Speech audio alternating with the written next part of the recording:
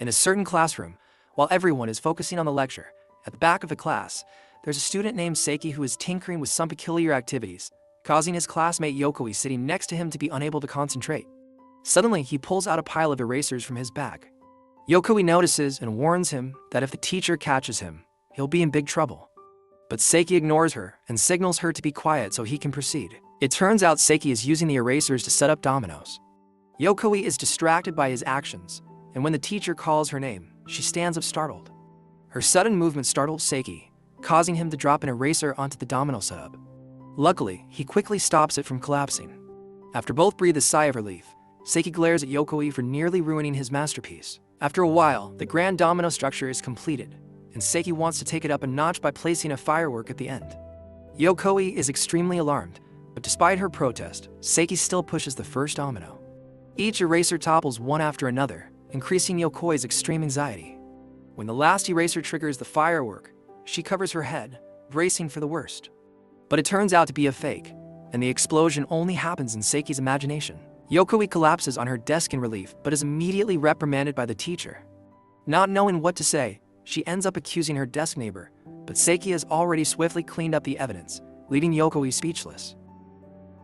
The next day, Seki brings a full shogi set to class. At some point, he has drawn the entire board on his desk. After setting up the pieces, he holds the gold general piece and slams it hard on the table, nearly catching the teacher's attention.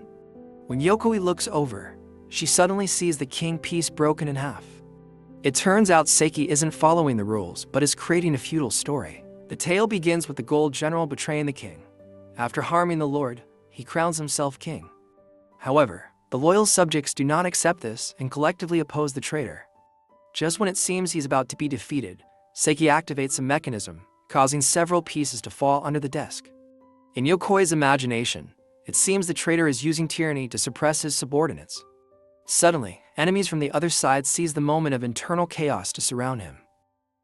In a critical situation, the traitor flees, leaving his army leaderless. At this moment, the supposedly dead king reappears to lead everyone, but collapses due to severe injuries. The gold general returns and cruelly tramples the lord. Watching from the side, Yokoi cannot tolerate such despicable actions and uses her eraser to knock the gold general out the window. Seki is furious at being interrupted and gives Yokoi a sharp glare.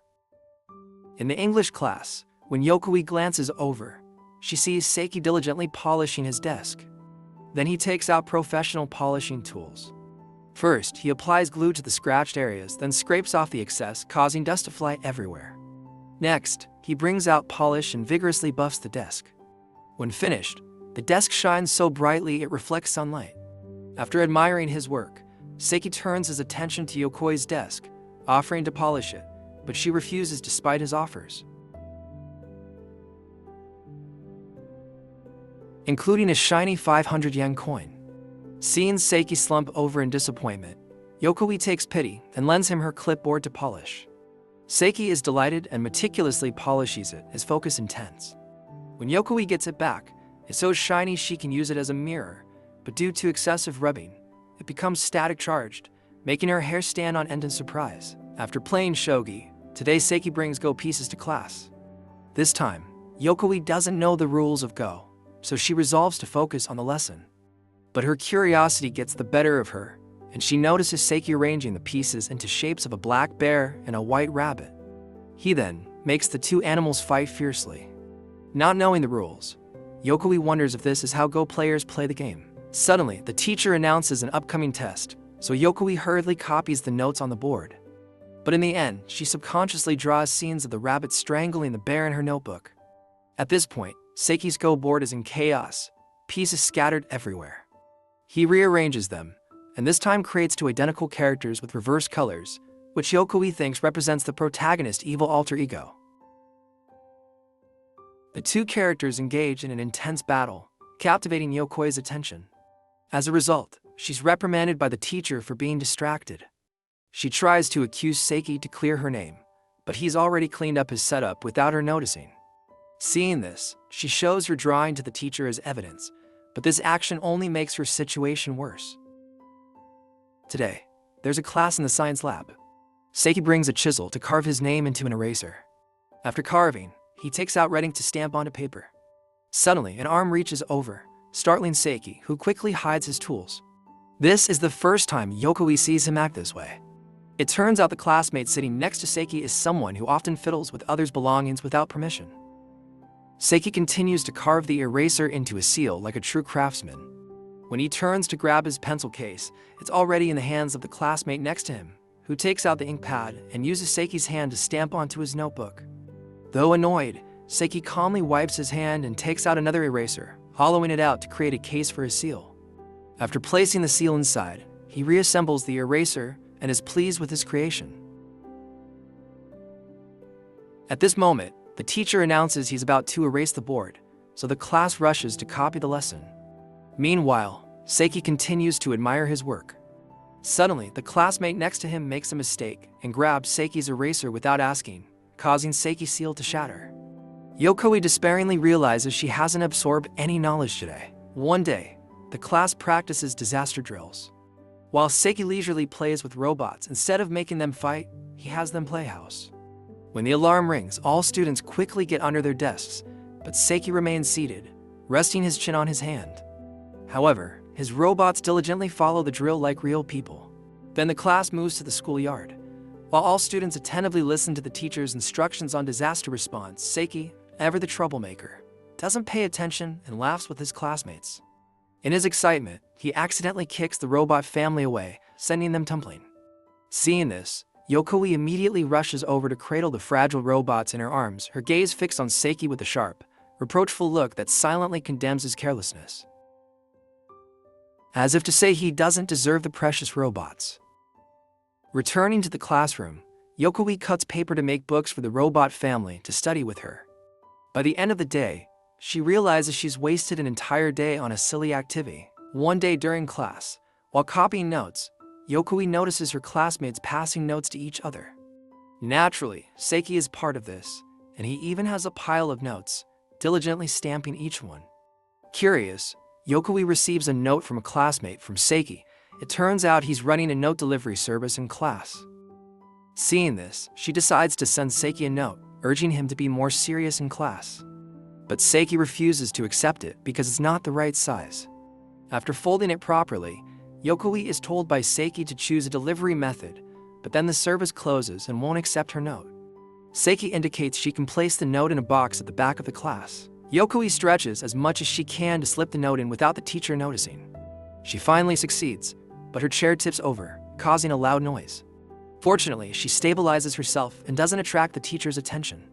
However, Seki can't open the box to read the note immediately, frustrating Yokoi, so she decides to slip the note directly into his shoe locker, an action witnessed by a female classmate, sparking romantic rumors in the school. Days later, Seki again plays with the shogi set, and this time, Yokoi thinks the game is old news and tries to focus on her studies. But Seki comes up with a new trick, setting up a scenario where one piece faces 1,000 enemies and even creates a prince's piece placed next to the lone piece. It turns out he's crafting a love story about a forbidden romance between a princess and a common soldier, pursued by the royal guards. The soldier is beaten badly, but the princess stays by his side, and they decide to marry. Empowered by love, the soldier fights back, but the princess is captured. Yokoi feels heartbroken, thinking the couple's story ends here. She returns to her studies, but accidentally knocks over a piece, revealing the word father. She thinks this is the soldier's father, and with newfound determination, decides to use it to rescue the couple, believing it holds the key to their future. This time, Seki notices her intention and builds a wall of books to block her. Fortunately, the teacher calls Seki to read from the textbook, acting like reinforcements arriving just in time. But Seki quickly sets up defensive lines to prevent the father from rescuing his son. Despite this, Yokoi believes paternal love conquers all and launches the father piece over, successfully saving the young soldier. Seki tried to turn the pages of the book to read the article. One day, Seki continued his antics by bringing yarn to knit during class. He even sat next to a master knitter like Yokoi, who had a level to knitting certificate. She often handmade gifts for friends, so beautiful that many doubted she made them herself. Seeing Seki knitting rapidly, Yokoi smirked, thinking accuracy mattered more than speed. Judging by the size, she guessed he was making a stuffed animal. Suddenly, Seki switched to a double-ended crochet hook, surprising Yokoi, as this professional technique is typically used for soft items like hats or sweaters, not stuffed toys. She thought his project would fail, but when he finished, it turned out to be a cactus. Yokoi found it dull, but for some reason, she couldn't take her eyes off it and felt an unexpected urge to cuddle the little cactus. When she reached out to touch it, Seki quickly hid it, clearly afraid the teacher would notice and scold him for the unorthodox project. This made Yokoi furious, and she glared at him for the rest of the class, her irritation growing. In the next period, the class went to the art room.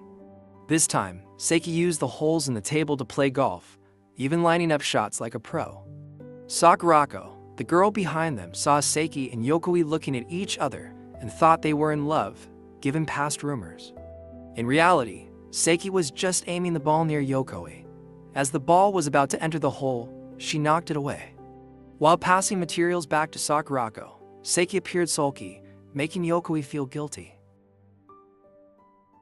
So he asked her to hold a flag to cheer him on, which Sakurako misunderstood as a love signal. When they both ducked under the table to find the ball, she thought they were secretly flirting. After school, Sakurako told Yokoi that she would support them wholeheartedly in their love affair. Yokoi misunderstood, thinking that his friend was cheering for the male lead to do mischievous things.